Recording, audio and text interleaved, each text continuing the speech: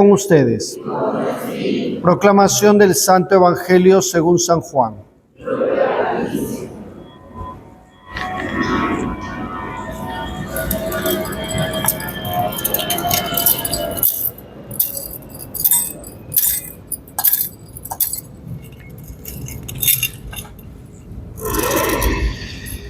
En aquel tiempo Jesús se fue a la otra orilla del mar de Galilea o de Tiberíades. Lo seguía mucha gente, porque habían visto los signos que hacía con los enfermos. Subió Jesús entonces a la montaña y sentó allí con sus discípulos. Estaba cerca la Pascua, la fiesta de los judíos.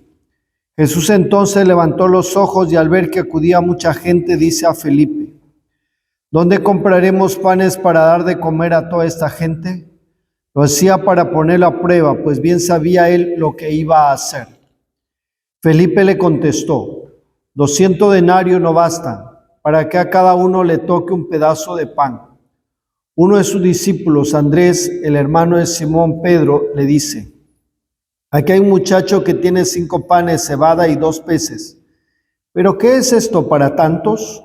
Jesús dijo: digan a la gente que se siente. Había mucha hierba en aquel sitio. Se sentaron. Solo los hombres eran unos 5,000. Jesús tomó los panes, dijo la acción de gracias y los repartió a los que estaban sentados. Hizo lo mismo con el pescado y les dio todo lo que quisieron. Cuando se saciaron, dice a sus discípulos: recojan los pedazos que han sobrado, que nada se desperdicie. Lo recogieron y llenaron de 12 canastas con los pedazos que sobraron de los 5 panes de cebada. La gente entonces, al ver la señal milagrosa que había hecho, decía: este sí es que es el profeta que tenía que venir al mundo. Jesús entonces, sabiendo que iban a llevárselo para proclamarlo rey, se retiró otra vez a la montaña él solo. Palabra del Señor. Tomen asiento.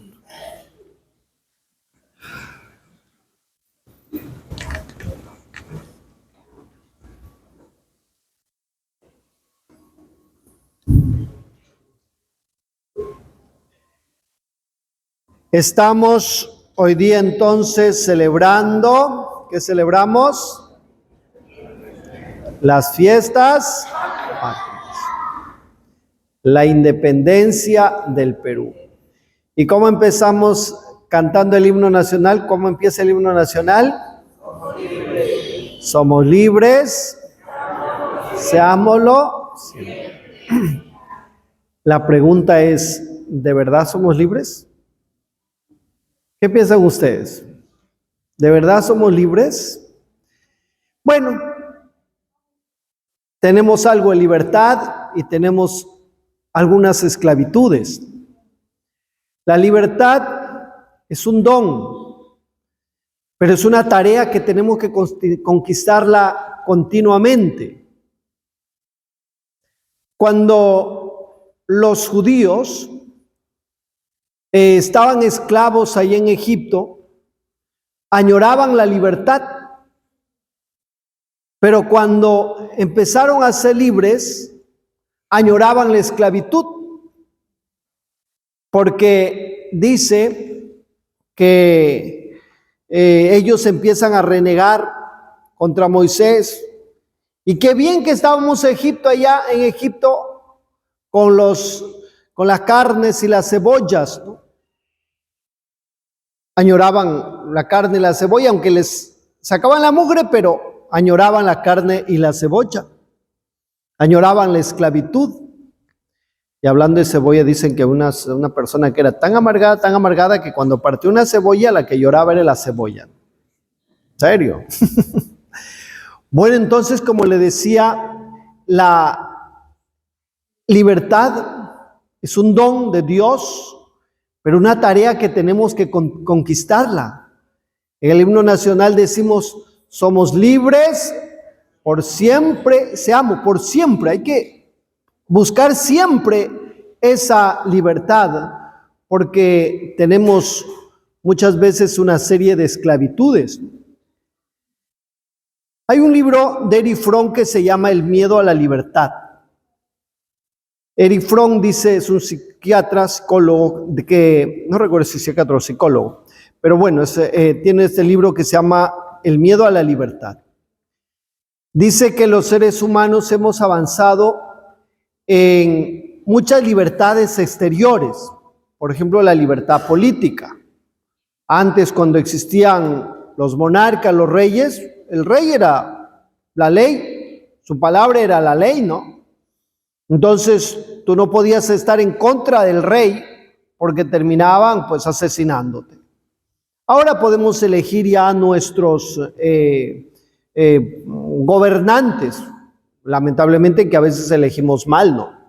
Lo que pasa es que hacen campaña, dicen que una vez un hombre murió y se fue, y entonces llega, mejor le cuento ese chiste otro día, ¿ya? Cuando sea la selección. Pero bueno, elegimos mal, ¿no? Entonces hemos avanzado en libertad política, se ha avanzado en libertad religiosa. En la Edad Media solo existía la Iglesia Católica y tú no podías disentir de la Iglesia, ¿no? Y te acusaban de hereje y te quemaban. Entonces te condenaban y estabas católico porque era la única opción que había, pues. Qué bueno que ahora haya libertad religiosa, uno ya somos católicos, pero por decisión, no por obligación. Y eso es bueno, es parte de nuestra dignidad que hemos avanzado entonces en libertades. En libertad exterior, pero lo que no hemos avanzado, decía Erich Fromm, es en la libertad interior, que esa solamente la da Jesucristo. Y los peruanos, como le decía, nos liberamos del yugo español, pero muchas veces abrazamos otros yugos. Por ejemplo, los peruanos tenemos una serie de esclavitudes. Una de las esclavitudes es el resentimiento a nivel histórico. Hay resentimientos históricos. Por ejemplo, un resentimiento contra lo español. Ay, que los españoles vinieron, nos conquistaron. ¿De verdad los españoles nos han conquistado a los peruanos? ¿Qué dicen ustedes? ¿A quiénes conquistaron los españoles? ¿A los peruanos nos han conquistado? A los incas. ¿Hay alguien de acá que es inca? A ver, levante la mano, póngase de pie lo que son incas. Los españoles conquistaron a los incas, ¿no? Y los incas, no existía el Perú, existía el Tahuantinsuyo en ese tiempo. Por tanto, los españoles, nosotros no hemos sido conquistados. Tenemos que darnos cuenta de eso, ¿no? Entonces, los españoles conquistaron a los incas.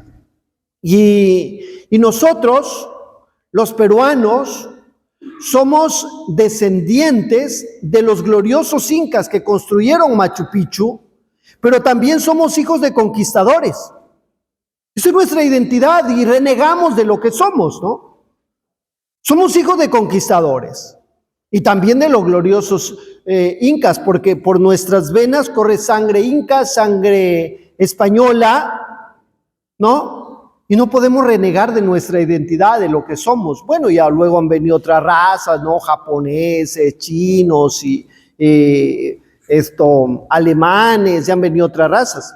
Y nuestra identidad entonces es que eso, una mezcla de razas, somos mestizos, y hay que darnos cuenta de que los españoles no nos conquistaron a nosotros. Más bien somos hijos de conquistadores, y eso debe darnos la fuerza. Tenemos que sacar lo mejor de los incas y lo mejor también de los españoles. Y qué bueno que vinieron los españoles, porque si hubieran venido los portugueses, o sea, hay gente que, como les decía, que vive resentidos, que nos conquistaron, viven con la actitud de víctima. Y hay que abandonar esa actitud de víctima, ¿no? Que no nos ayuda en nada, ¿no? Y como le decía, hay que ver todo eso como parte de un proceso histórico, porque esos tiempos Europa, el país estaban en expansión, vinieron los españoles. Si no venían los españoles, venían posiblemente los portugueses. Y los portugueses no fueron mejores que los españoles. Los portugueses, por ejemplo, los españoles no esclavizaron a los indígenas, no habían esclavos indígenas, pero los portugueses sí. Ellos sí esclavizaron. Hay una película, La Misión, que de los jesuitas en el Paraguay, ¿no? Entonces, como esa problemática, ¿no?, de que los portugueses sí esclavizaron a los indígenas. La corona protegió a los indígenas. Lamentablemente no se cumplieron acá las leyes, pero protegió a los indígenas la corona española. Lo que pasa es que a veces ignoramos eso. Ya no venían ni los españoles ni los portugueses. ¿Quiénes hubiesen venido? ¿Por qué? Hubiesen venido posiblemente los ingleses, como en Estados Unidos, no, en Norteamérica. Los ingleses arrasaron con las pieles rojas. Hay que ver la parte positiva de las cosas, no solamente quedarnos con lo negativo y vivir con esa actitud de víctimas que nos conquistaron. Los peruanos no hemos sido conquistados por nadie. No hemos sido conquistados, más bien somos descendientes de conquistadores, somos descendientes de los gloriosos incas, ¿no? Y esa es nuestra identidad y tenemos que sentirnos orgullosos, pues, ¿no? Tengo el orgullo de ser peruano y soy feliz, pero sentirnos orgullosos. Entonces, esa es una de las esclavitudes que tenemos. Y otra de las esclavitudes que aquí en el Perú, pues es la corrupción. Por eso decir, somos tan libres, ¿no? Entonces, tenemos ciertas libertades, pero también tenemos esclavitudes y tenemos que darnos cuenta de eso. Yo estoy convencido que el Perú, nosotros fuéramos una potencia mundial, que seríamos un país desarrollado. Tenemos los recursos, hay recursos económicos, recursos naturales, pero el problema es la corrupción. Y la gente de izquierda a veces, ¡ay, los ricos que explotan a los pobres! No, sí hay explotación, pero muchas veces nosotros mismos generamos la pobreza. ¿Quiénes generan la pobreza en el Perú? Las autoridades corruptas, ¿no? Por eso decía, elegimos mal a nuestras autoridades. Grandes cantidades de dinero público se van a bolsillos privados. Si ese dinero se invirtiera en escuelas, en universidades, en carreteras, en hospitales, la cosa sería diferente, ¿no? Pero lamentablemente es la corrupción la que genera pobreza en el Perú, ¿no? Los países desarrollados, una de las cosas, funciona mucho su sistema judicial. Entonces las autoridades no hacen soncera porque saben que la van a pagar y van a ir a la cárcel, ¿no? Pero aquí el sistema judicial es un desastre. Ahí lo tienen los cuellos blancos y no sé qué y tantos, ¿no?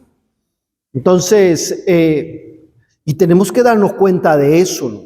Hay que, ya se acercan las elecciones, pensar en qué autoridades vamos a tener y a veces qué menú tenemos también de esos políticos que tenemos, ¿no?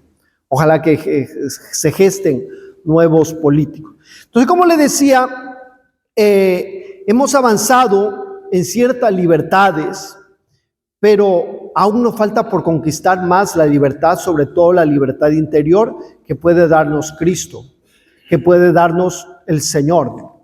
Hoy día vemos en el Evangelio un episodio donde Jesús libera a esa gente del egoísmo. ¿De qué trataba el Evangelio? ¿Se acuerdan?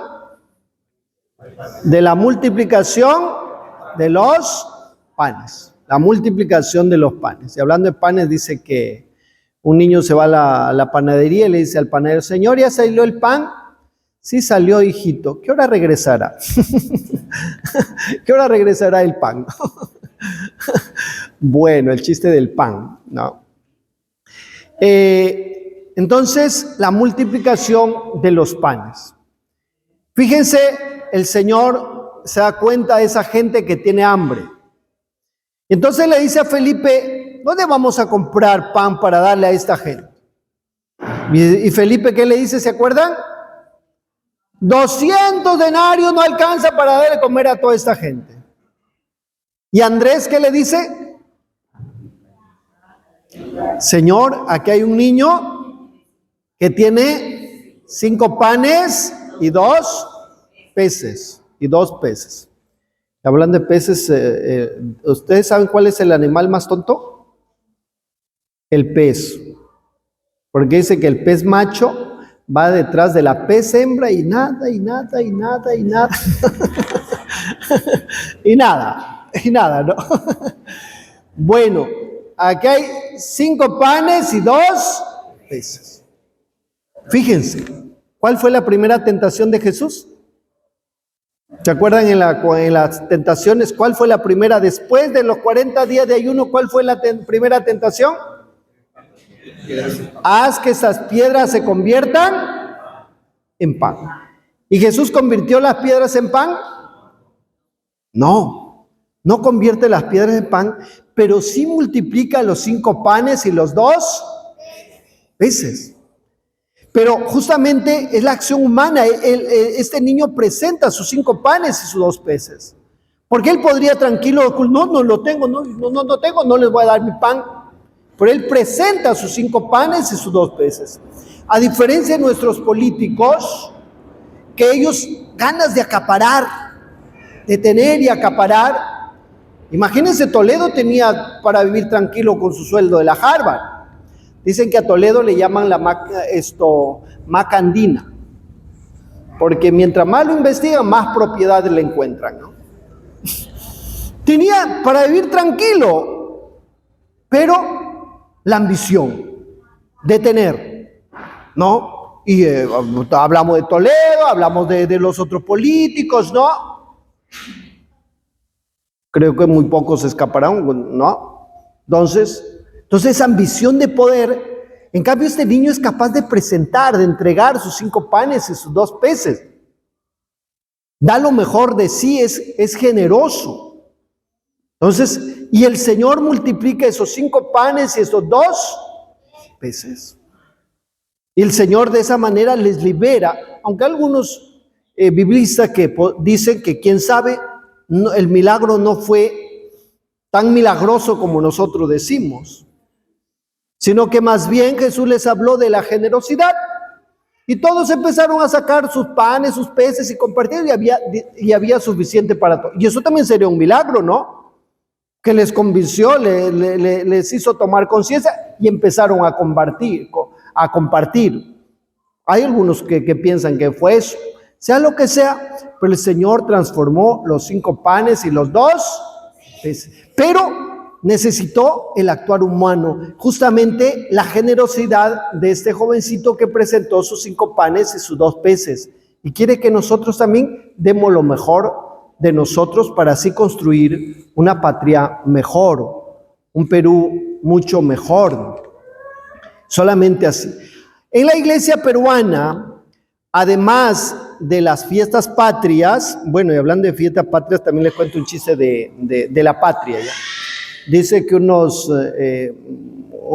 soldaditos de la sierra pues se fueron al ejército y el general le dice a uno de ellos que se llama Juan, soldado Juan, ¿qué es para ti la patria? Ah, para mí la patria es mi madre. Y al soldado Pedro, ¿qué es para ti la patria? La patria es la mamá de Juancho. La patria es la mamá de Juancho, ¿no? Y dice que había una viejita, tan viejita, que aún recuerda cuando la madre patria era señorita. Bueno, son chistes ya, por la patria. Entonces, en el Perú, en todo el país celebramos las fiestas patrias, pero en la iglesia peruana, ¿qué celebramos hoy día? ¿Alguien sabe? Bueno, el Tedeo se hace, pero hay una fiesta que celebramos hoy día en la iglesia. A nivel social celebramos la fiesta patria, pero a nivel de iglesia. No, tiene que ver con la Virgen María, Reina de la Paz. Hoy día justamente se celebra María, Reina de la Paz. Pues también la paz que necesitamos, tan convulsionado que está nuestro país, ¿no?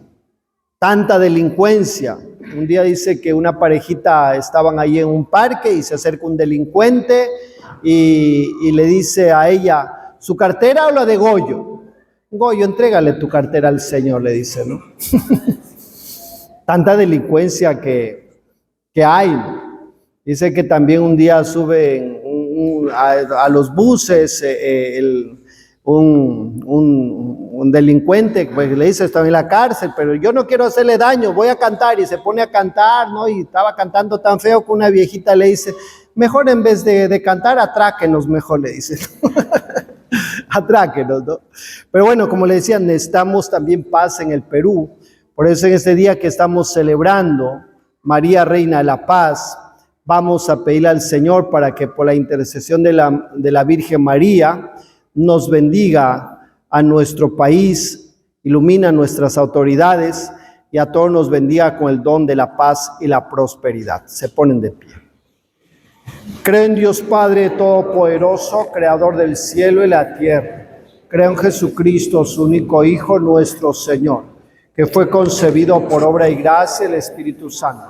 Nació de Santa María Virgen, padeció bajo el poder de Poncio Pilato, fue crucificado, muerto y sepultado, descendió a los infiernos, al tercer día resucitó entre los muertos, subió a los cielos y está sentado a la derecha de Dios Padre Todopoderoso, y de venir a juzgar a los vivos y a los muertos. Creo en el Espíritu Santo, la Santa Iglesia Católica, la comunión de los santos, el perdón de los pecados, la resurrección de la carne y la vida eterna. Amén. Elevemos nuestras súplicas a Dios.